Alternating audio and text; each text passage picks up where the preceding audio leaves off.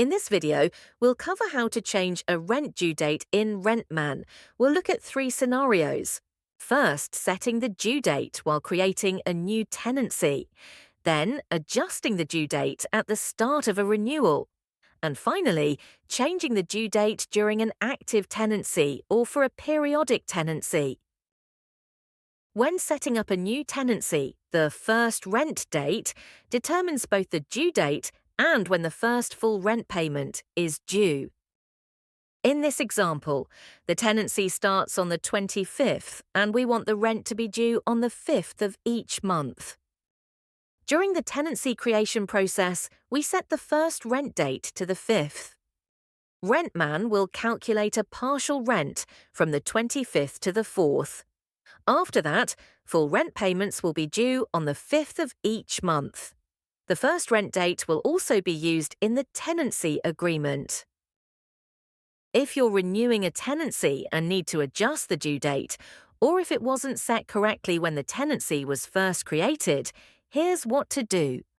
Open the relevant tenancy or renewal. Then go to Tenancy Details on the left. Update the first rent date to the new due date and save your changes. It will show the amount due between the start date and the first rent date on screen, and will update the payable day on the right. You can also change the rent due date mid-tenancy or for a periodic tenancy. Here's how. As usual, start by opening the tenancy. Go to the Rent tab at the top, then click Increase Rent. In the Effective From field, enter the date you want the new due date to take effect. Keep the rent amount the same, unless there's an increase. Then set the new due date in the Payable field. Save your changes.